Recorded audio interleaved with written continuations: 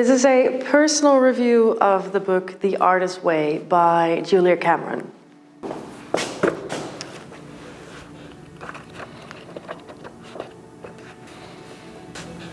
One of our chief needs as creative beings is support. Unfortunately, this can be hard to come by. Ideally, we would like to be nurtured and encouraged first by our nuclear family and then by ever-widening circles of friends, teachers, and well-wishers. As young artists, we need and want to be acknowledged for our attempts and efforts as well as for our achievements and triumphs. Unfortunately, many artists never receive this critical early encouragement. As a result, they may not know that they are artists at all. I want to start at the end of the 12-week course, but to actually review this book, we need to go back all the way to July. I'm a full-time artist. I have a studio. You see that around me now. I make personal work that I sell, but I also do commission work, and I also teach freelance on the side. My first 6 months of this year were very, very slow, which kind of made me believe the starving artist stereotype, even if I hate it. I may be doing very well compared to other artists out there that aren't able to do this full time, but still I kind of started doubting myself at the beginning of this year. I was feeling pretty low, and you could even watch a video that I made about that. Something had to change. My confidence and feeling of success were related to how much people wanted to work with me and my income, and I never started out for myself wanting to work for other people. I just wanted to do my own things. At the time, I told my studio mate this in my previous studio, and I saw this video by Apple Cheeks that started the Artist's Way book, and it looked really good. So I told her, and she said, you know, that's actually what changed my life. That's why I'm here. So that sounded pretty good, and I wanted to give it a try. She picked it up from her bookshelf and she gave it to me, and now we're here. So in short, this book is a 12-week program to unblock your creativity, and every week has a specific theme to it. You read through it by deciding when your week starts. So my week went from Monday to Sunday, and I started reading my chapter on Sunday and started my tasks and my week on Monday. The book gives you tasks that you can do every week, and she tells you in the beginning you can do the ones that excite you most and the ones that excite you least. Basically the ones where you feel something. So you don't have to do all the tasks and all the assignments every week, because it's quite a lot. You could, of course, but I didn't personally do that. The most important task, though, for every week is to do morning pages every morning, writing 3 pages of unfiltered thoughts, and the artist date. The artist date can be anything that lights this childlike enthusiasm in you, and it needs to be alone. It can be something that you kind of forget to make the time for, and it's supposed to fill up that creative well. It can be a visit to a museum, but it can also be a walk through the park or just a 20-minute bookstore trip. I started this book without reading ahead. So every Sunday I picked up the book, read the chapter, and then did the task. If you don't want any spoilers about what's to come like me, I'll give you a short review now. Personally, I would definitely recommend it. There's a lot to think about. It's a lot of work though, but it's really good. It's full of cliches. I mean, it's a self-help book, but they're also true. And it's nice to have a guide for your creativity with someone that kind of gives advice specifically for you. Sometimes there's a bit too much creative God talking in the book, but I personally didn't mind it too much. Not like I wouldn't want to read it for that. For me, some of the tasks I didn't really care for.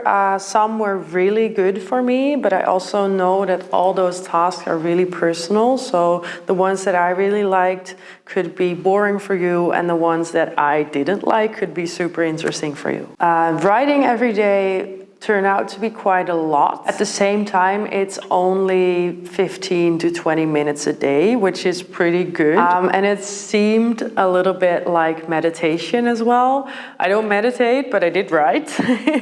So it was a nice clean start to start the day every day, basically. For me personally, those morning pages were the most helpful tasks of every week. So for the artist dates, they freaked me out in the beginning. I made them way too big. It felt like I didn't have the time to do them because I made them too big.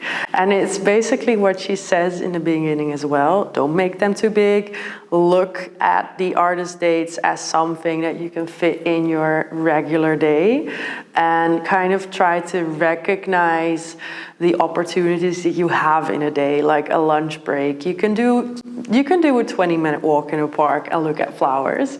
And that's kind of what happened to me. I gave myself a lot of pressure in those first few weeks, which kind of made me give up on the artist dates. But at some point, I started realizing that I was already incorporating them into my schedule.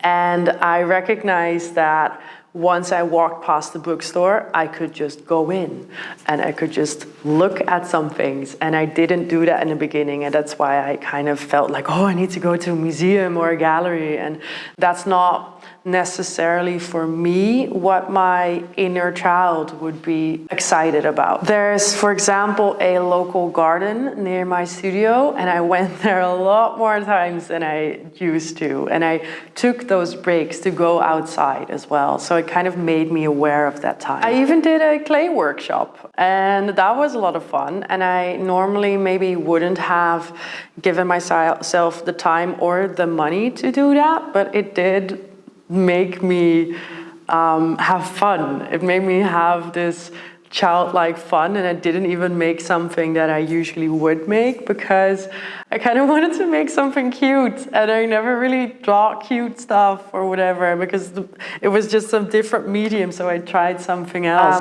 Writing my way through those 12 weeks really made me realize that those moments matter a lot and that I really, really need those moments. I just need to stop putting pressure on the act itself. I am someone that writes when they feel bad, so having to write even if I felt good was personally really good for my relationship with writing, and it definitely made me feel better about it. I've read that people think 3 pages is a lot, but for me personally it was the best amount because in the beginning you kind of list all the things that you still need to do, and then you kind of get to the feeling part in page 3.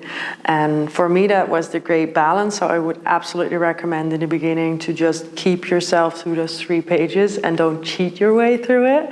Because at some point, you're going to find out what works for you and when those actual feelings come out. Once you get used to them, there's kind of a rhythm to be found. Through my morning pages, I noticed that I was being very mean to myself. And I know that I can be harsh and very disciplined and not necessarily nice to myself. But writing it down made me realize how bad it actually was.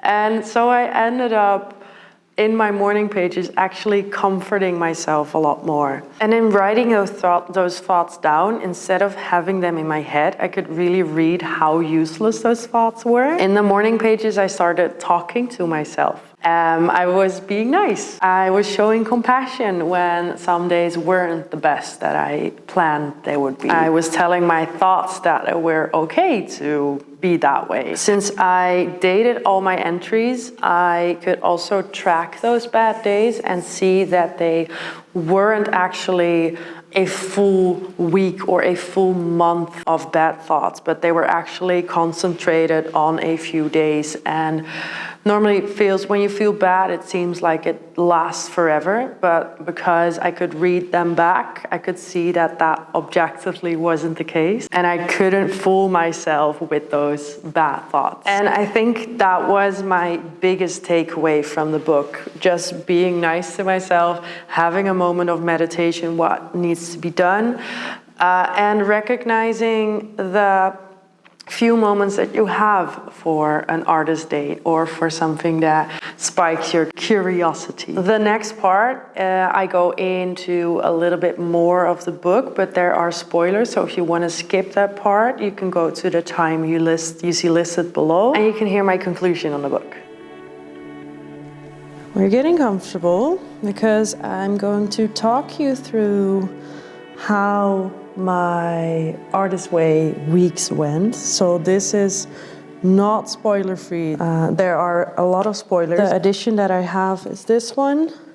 It's the old one. I borrowed it from my studio mate. So I don't even have the copy, the actual one. But there might be some differences with newer copies. So the first week, funny thing is that the first week is actually not in my journal. This is my journal. It's pink, it has stripes. And I actually bought it in the first week as an artist date, because in the first week I went to a shop, like a cheap shop, to buy glitters and all shiny things and a new fun journal that would help me write in it a little bit more. And what I actually also did to kind of get myself in the mood was start before I started the course. So I wrote a week ahead in a different book, but I just wanted to see how it would feel to give all that time to writing and how it would feel to write every day. The first week is all about recovering a sense of safety. Since there's only one page in here about week one, it says that I steal my own joy, and why am I so crappy to myself? So that was week one's insight, and that's gonna be a returning theme throughout this whole journal. Why am I so crappy to myself? And I am actually, because I'm making this review video, I looked through it again, and I'm actually surprised that I got that realization in week one already, just because I was writing it down.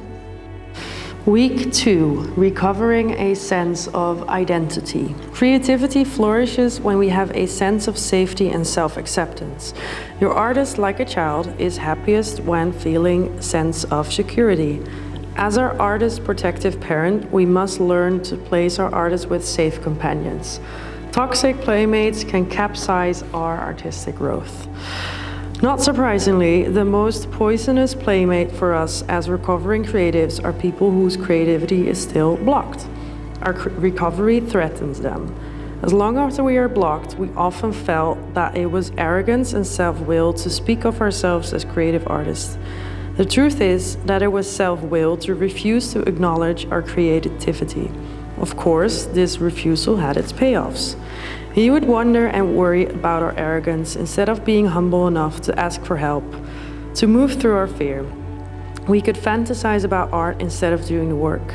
By not asking the great creators' help with our creativity, and by not seeing the great creators' hand in our creativity, we could proceed to righteously ignore our creativity and never have to take the risk of fulfilling it. So week 2 was a very personal one for me. It was about recovering a sense of identity. And she was talking about crazy makers. And funny enough, when I was reading this book, this chapter, I kept thinking, why didn't I read this earlier? Because I actually had done, like I have practiced what she was saying about already in the past few years or so, but it could have happened earlier. I already practiced what she preached in this chapter, so it kind of was a weird one because I had already done it, but it was also kind of a good remembrance, like, oh, okay, it's a good thing that happened. And in this week, I noticed in my writing that I am starting to tell myself more to relax, to tell myself that I should be proud of myself, telling myself that I shouldn't do everything at the same time, and that I should give time to projects and that is okay. And I'm actually using the journal not as a way to write about my day, but to tell myself things. I also know that in this week I started getting busier.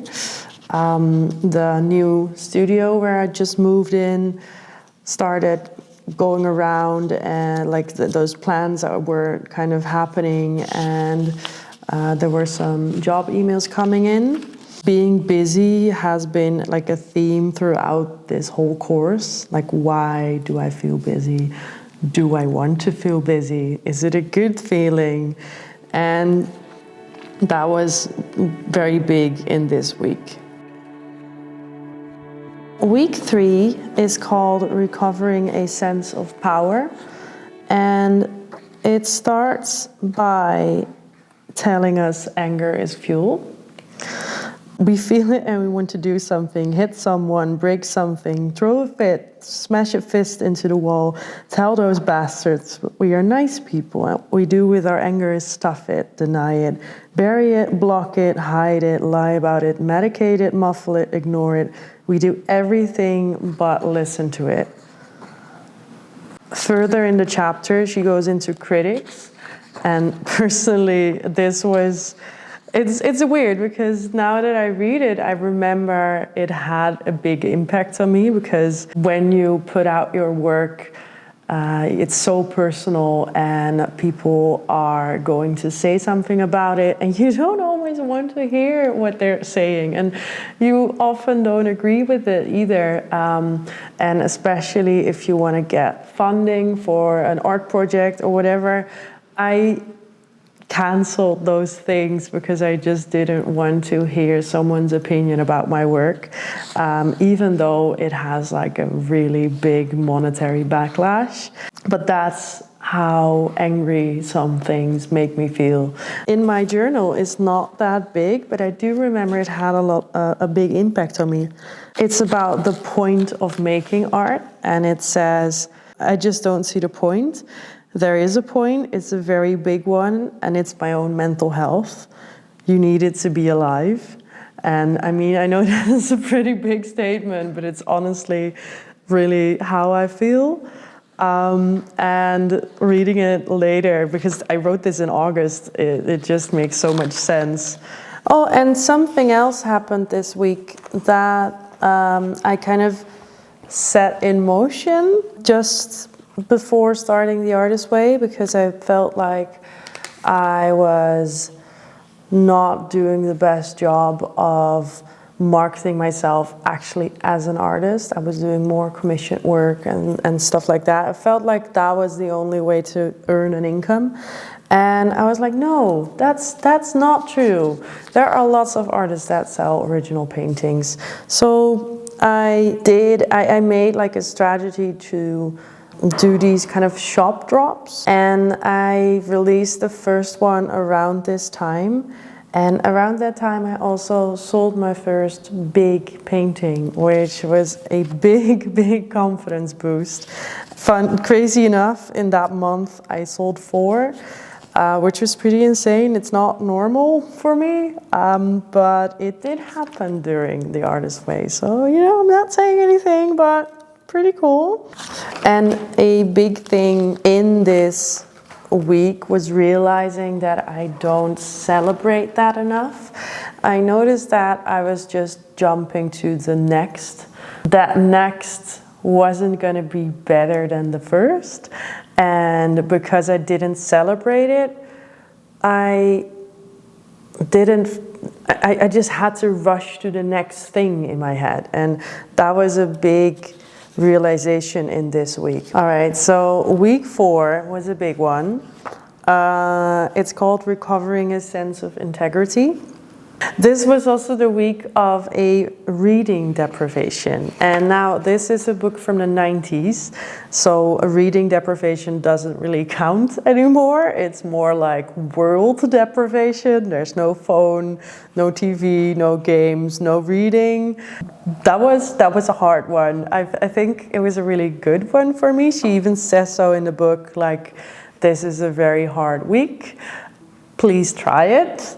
And I did. I deleted all my social media apps. I didn't watch TV. I didn't read. I was so longing for reading a book in this week, but I didn't.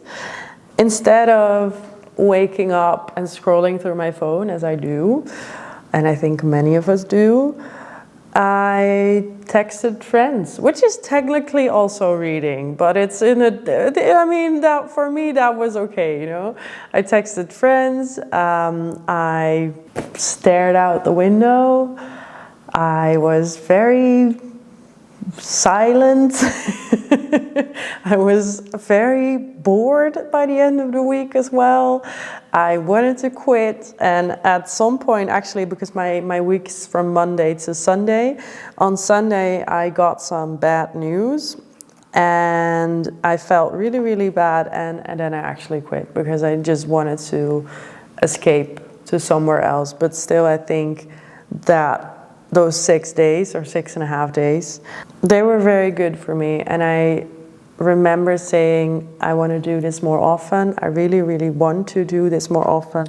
But somehow the urgency of the book helped me actually do it. This is also the week where I had to write a letter to my 80-year-old self. And I'm not going to read it, but that was a nice, comforting letter as well. And writing about this week was basically just about how much time I had suddenly. There's always this dip in my day. That was still there, but you're not gonna, when you're not able to like scroll on a feed or watch a video or anything, you just don't get it distracted as much, so you kind of just pick up work to just get less bored. This week I also discovered that I was overthinking the artist dates, and I did notice that my ideas started flowing, like they became bigger. I baked a lot of bread this week too. So week 5 is recovering a sense of possibility, and it's about being self-destructive. Now, this is also a topic that I've kind of explored in the past years, where I discovered that I am very self-destructive. And it's kind of, it surfaces in different ways. I can be very perfectionistic. I can tell myself that everything is wrong.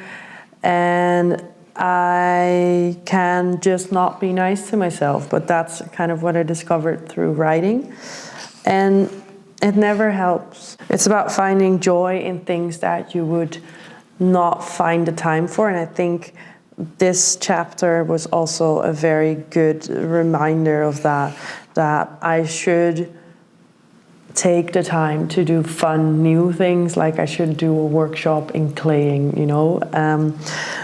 Because why not? It's not directly connected to my work, but it's still very fun. It's like I'm reading my diary to you. You also have to write down 10 ways you're being mean to yourself. The reasons are so simple, or the ways are so simple, but writing them down really makes you realize, why do I do those things? Why am I not just enjoying myself?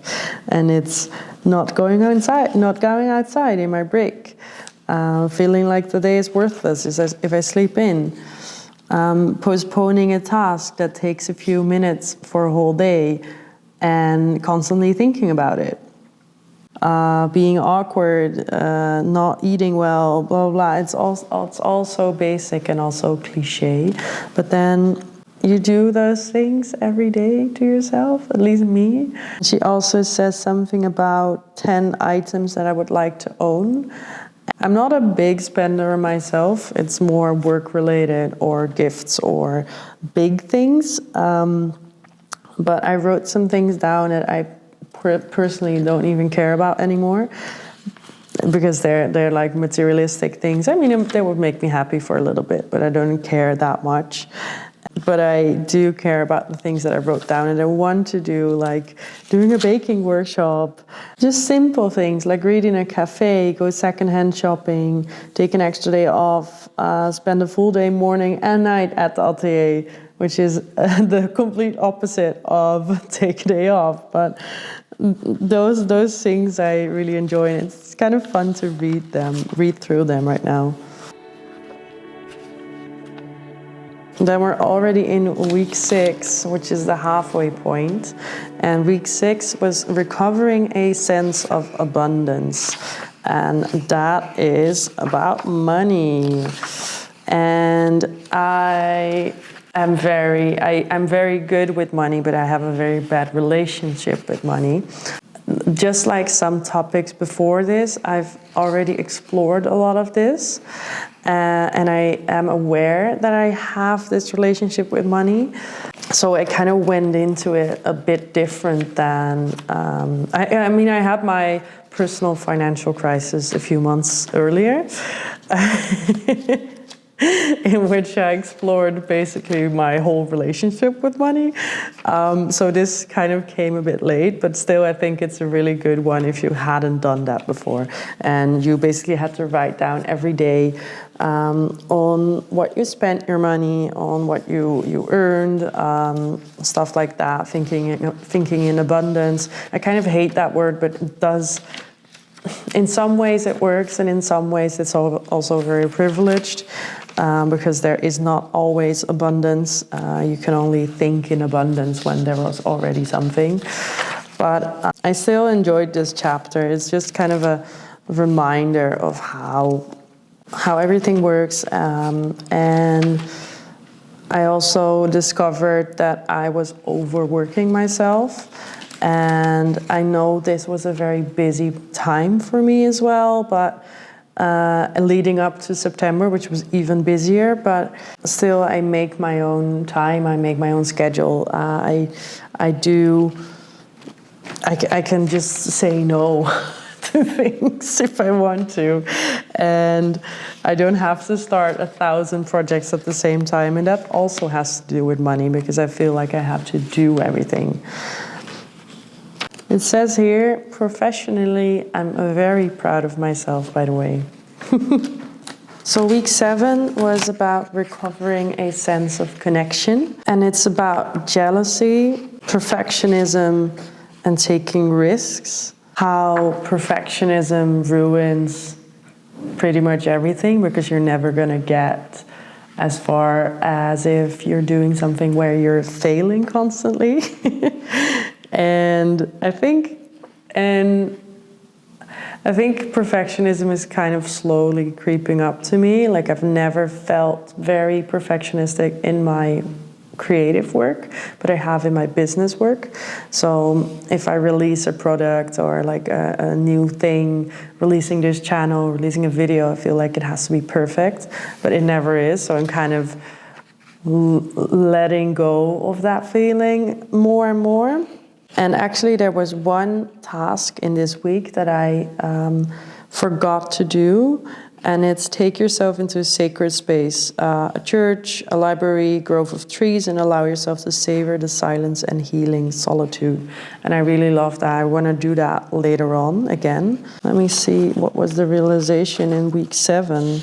I am again talking to myself, telling myself I'm doing pretty good, that I should trust myself, and that I should treat myself as a precious object. Recovering a sense of strength. One of the most difficult tasks an artist must face is a primal one: artistic survival. All artists must learn the art of surviving loss of hope, loss of faith, loss of money, loss of self-belief. In addition to our many gains, we inevitably suffer these losses in artistic career. They are the hazards of the road, and in many ways it's signposts. Artistic losses can be turned into artistic gains and strength, but not in isolation of the beleaguered artist's brain. As mental health experts are quick to point out, in order to move through loss and beyond it, we must acknowledge it and share it. Because artistic losses are seldom openly acknowledged or mourned, they become artistic scar tissue that block artistic growth. Deemed too painful, too silly, too humiliating to share and so to heal, they become instead secret losses.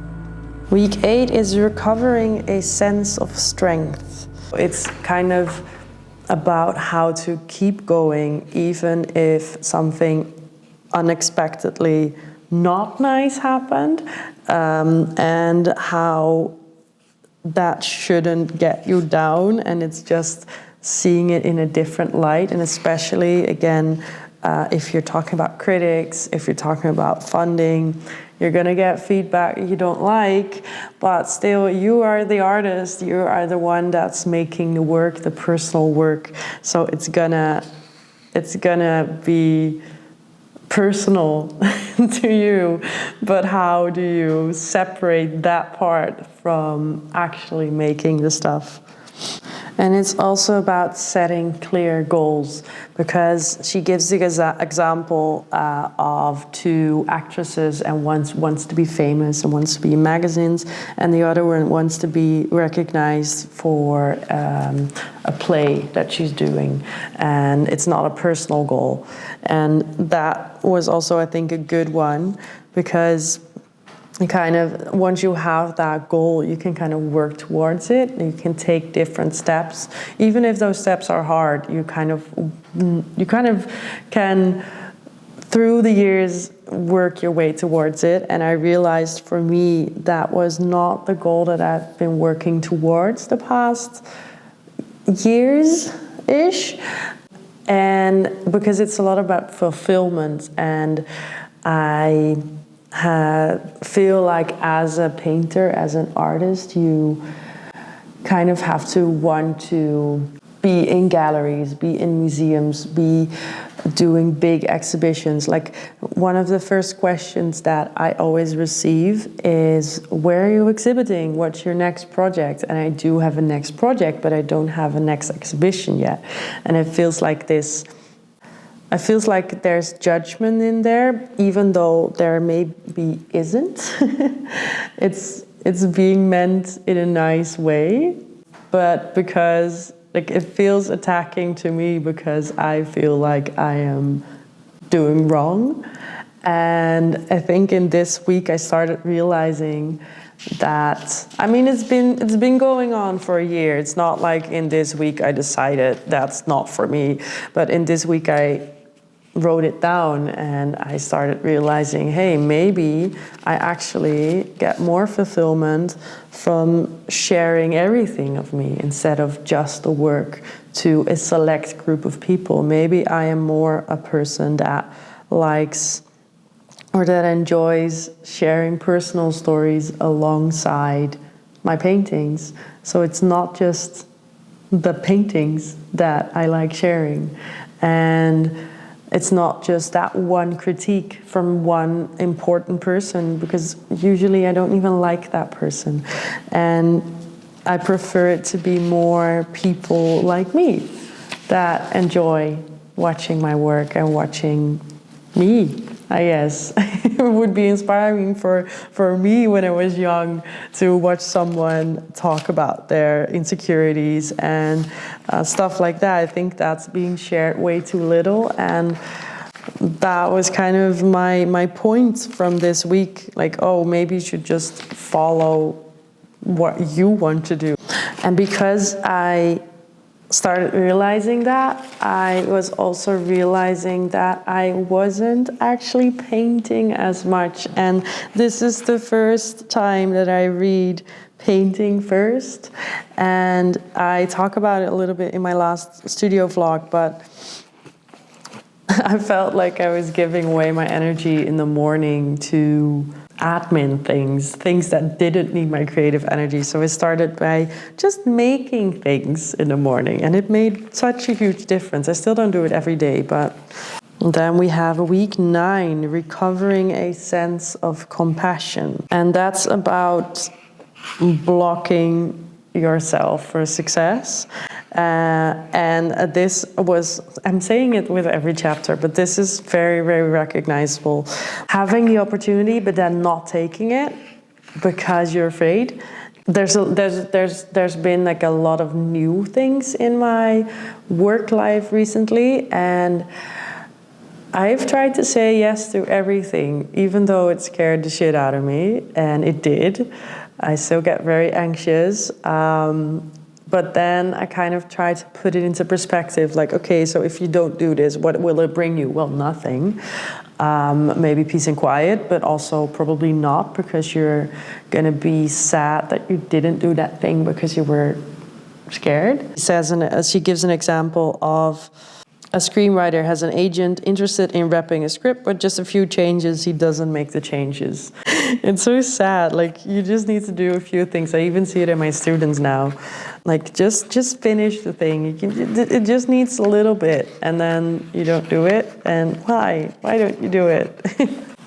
But it's also very simply said and not as simple, because it has all these different reasons. But yeah, and this week was perfectly timed with one of the things that I was kind of scared to do, because I hosted a workshop in my studio, and I've hosted workshops before, but not in my own place.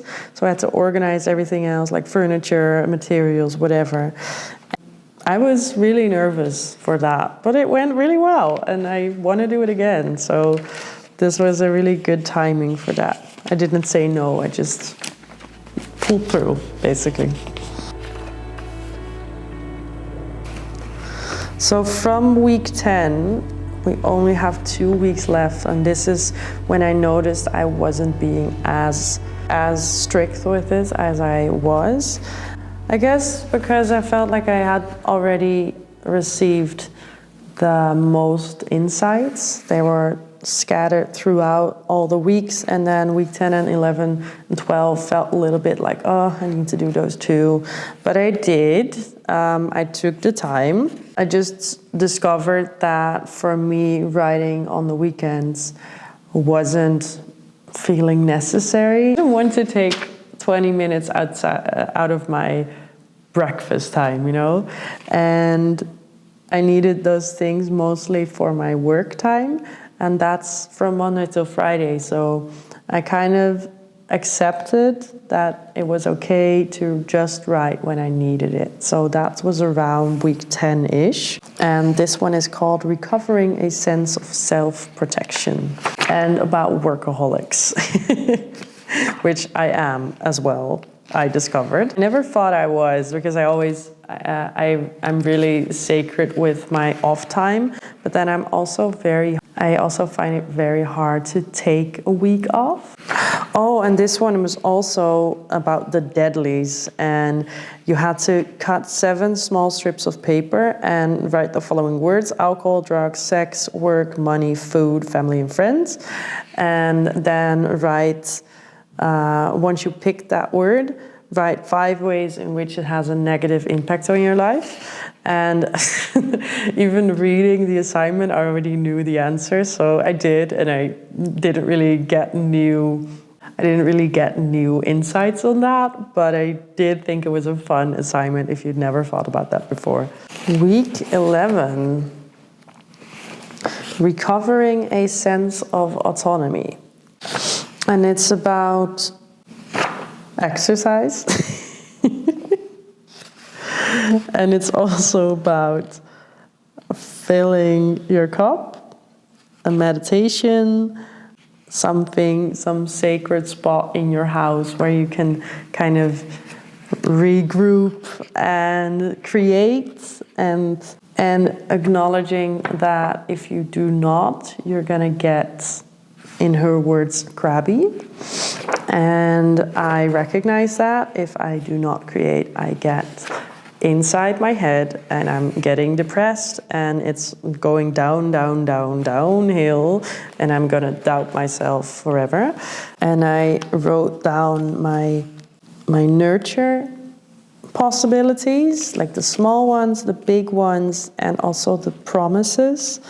And a lot of them are involving rest and taking breaks, going to concerts, going to workshops, basically inspirational activities that don't necessarily involve going to a museum or art. Kind of they're bordering on those interests. Taking walks in the park and nature.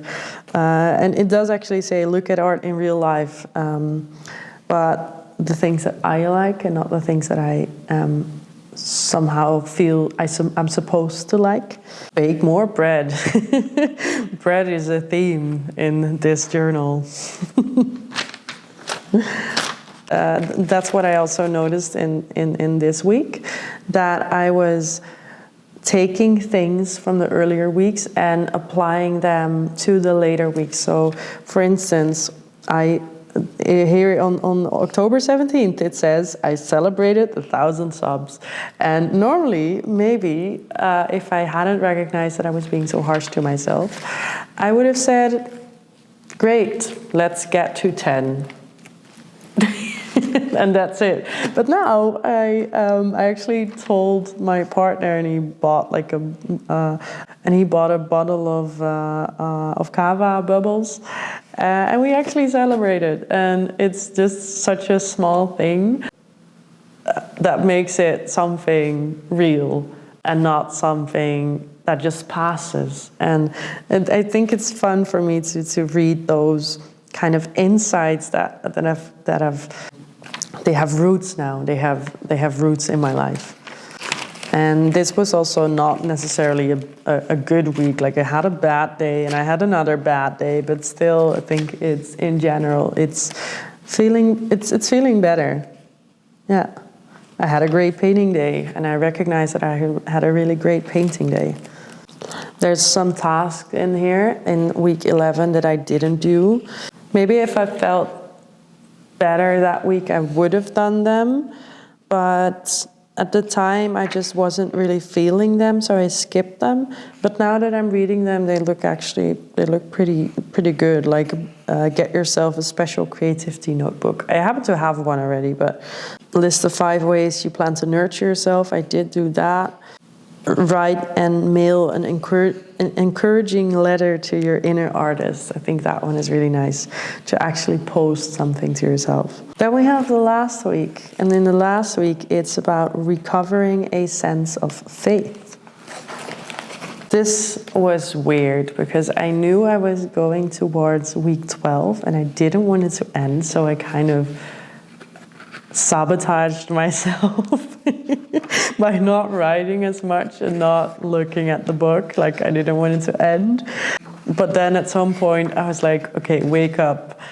It's ending. You can go on to the new thing and just finish it. I know you don't want to finish it, but do, because otherwise you're going to regret it. And I did. Took a bit longer than expected, but I did finish it. And it's basically this whole chapter is about what you're going to do after. Write down your resistances, your angers, your fears you have about going on from here. Well, for me, they were very clear. Look at your current areas of procrastination. What are your payoffs in waiting? I noticed reading this that I was actually procrastinating on projects that I had, and that made me go look at it again. And I noticed also with writing down my worries and my ideas for the future, that I was planning some things, and I did that workshop that I was talking about a few times already. I'm planning to do more of that because it's fun, and I just really, I am gonna keep that going, like get those creative activities in there, see the people that nurture me, and them, I hope. And just, I don't know, just continue the good process, the good progress. Yeah.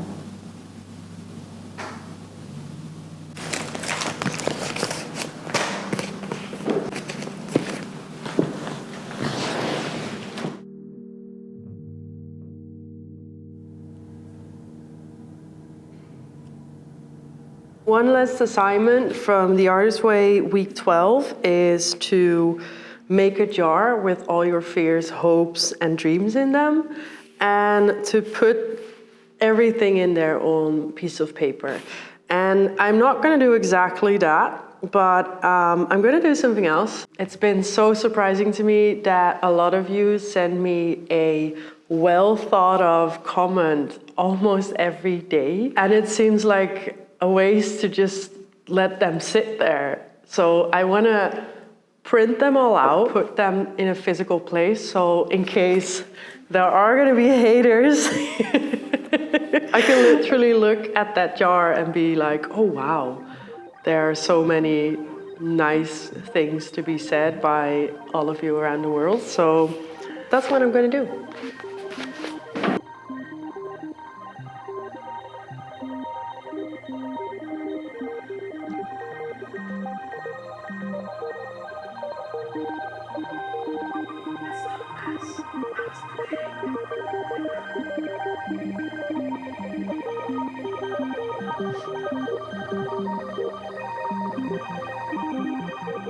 So this may be seeming a little bit crazy to you,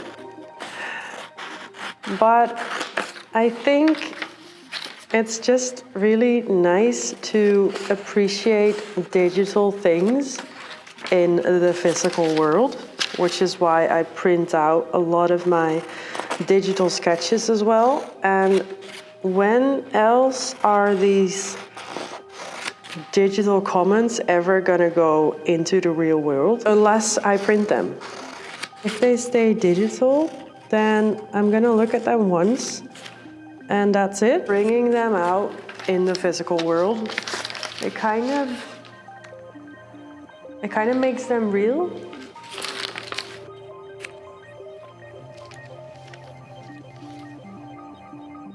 I'm not gonna read all of them. I'm just gonna read some that stand out, and that's it. Victoria Velasquez said, I just found you, and I'm glad I did. You're so inspiring. Your work is jaw-dropping beautiful. Thank you. Thank you for sharing what you do. You're affecting my creativity in my own work, which is very different from yours in a very emotional way. Well, I think that is really beautiful. Thank you, Victoria. Bastian Maines said, I really like the intro. The audio is very satisfying to hear. Haha. Nice job with your editing. Thank you, because I mean, I didn't know anything until a year and a half ago. So those things really mean a lot because I have no idea what I'm doing still. Mrs. Artemis says, I love this video. I also never paint with a plan. I like the working out marks to be part of the painting. For me, it makes the process magical, even though it's very hard work. Thank you for sharing your work and thoughts. Anna Maria says, thank you. This video was just what I needed. I graduated as a visual artist in September and the start has been rocky. I already replied to you, I think, but I just wanted to say that for me, it was rocky as well, and I think you're gonna make it. Kathleen Emmons Creating says, a very honest video. Cool to hear how you were growing into becoming a full-time artist. I'm almost 50 and I'm still doubting to start. Hearing your story is very inspiring. And I think I got this one a few days ago and I immediately showed it to the person I was having a drink with. Like, look at what I'm getting. It's crazy. I get like comments like this almost every day, and I really do appreciate every one of them. It's just so special that you kind of have that connection with me just sitting here in my studio. And it's, yeah, I don't even know what to say, but thank you. Annabelle says, your videos are the proof that numbers do not reflect quality proportionally. Mind-boggling that you're not one of the bigger art YouTubers out there. Such a fan. Well, thank you, Annabelle. I am absolutely not expecting to be the biggest one yet. I am working towards that though. Like, it's gonna happen. We're working towards 10K. I mean, Sahasra Samarokodi says, just love waiting people make their dream studio come true, and one day I will too. And it has 16 likes on this comment, so I think there's multiple people thinking the same. And I really hope you do. I mean, this was my dream studio and it happened at some point. And this one made me laugh. The view of those trees is a huge blessing. I would be inspired each day and night. I love trees. They are our friends and give oxygen. Bye. To the best version of oneself. This one just really made me laugh because it's so true. This one from Renee AM. I can't really express how grateful I am for you, an artist painter, creating these videos for all of us. The way you speak to your audience and share a little inside peek in your studio, painting thoughts. Sometimes I want to paint but not want to. I'll watch you and start a painting. It's like being in a residency again. Art community. And I really love everything you create. That's really sweet.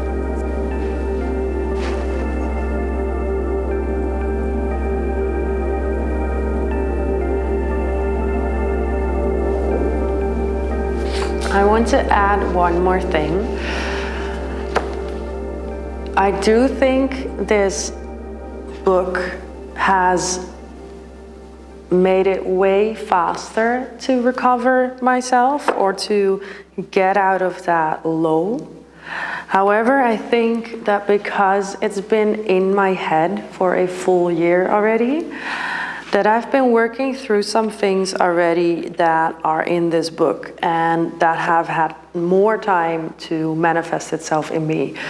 And that's why I think there is a time and place for this book, and it's not maybe when you're busy with other things that take up a lot of space. For me, this was necessary because I was really feeling stuck. And even though I was creating, which is the weird thing, I kept creating, but I still felt stuck because I felt stuck in my own behavior and in my own trust in myself. And that has 100% helped.